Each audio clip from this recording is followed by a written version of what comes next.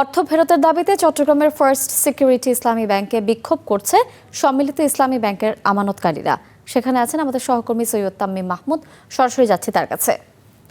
তামিম, কি পরিস্থিতি দেখছেন সেখানে, বিস্তারিত আমাদেরকে জানাবেন।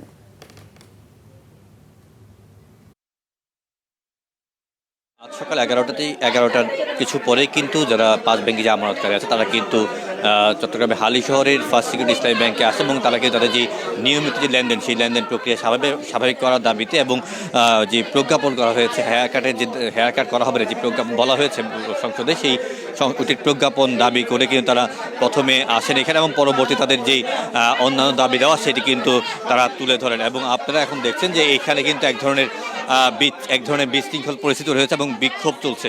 আমরা একটু কথা বলতে, আপনারা সকালে এখানে আসছিলেন, কি বলছিলেন আসলে? ভাইয়া, আমরা এই পর্যন্ত এই ব্রাঞ্চে লটস অফ টাইম এসেছি কিন্তু কোনো সলিউশন করে, শুধু মিষ্টি মিষ্টি কথা বলে। আর আমরা যখন ব্রাঞ্চে যাই ওনারা শিখাই দেয় ক্লায়েন্টের সাথে মিষ্টি মিষ্টি কথা বলেন, কোনো রকমে বিদায় করেন। আমার কথা হলো রেজুলেশন আমাকে বলতেছে টাকা দেওয়ার কথা, তাহলে উনি কেন টাকা দিচ্ছে না? হেড অফিস কেন ওনাকে টাকা দিচ্ছে না? কই যাব?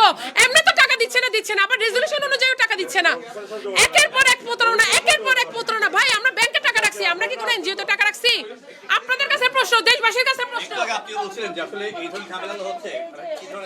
আসলে আমি গত সপ্তাহে বন্দরটিলা একটা প্রোগ্রামে গেছিলাম, আমি ওনাদের সাথে কথা, উনি লাউড স্পিকারে কথা বলতেছিল। ওই সময় উনি ওই বন্দরটার ব্রাঞ্চ ম্যানেজারকে বলতেছিল আপনি ওনাদেরকে যে কোনো একটা বলে বিদায় করে দেন। এটা একটা কথা আমরা কিছু সমাধানের জন্য, ওনারা সমাধান না দিয়ে বলতেছেন যে কোনো একটা কিছু বলে একটা বিদায় করা যায়। পরবর্তীতে আমি ওনাদের কাছে একটা এমপ্লয়ের নাম্বার চাইছি, আমার কাছে সব ডকুমেন্ট আছে, সব ভিডিও আছে, এত জনের কাছে চাইছি, একটা এমপ্লয় আমাকে নাম্বার দেয় নাই।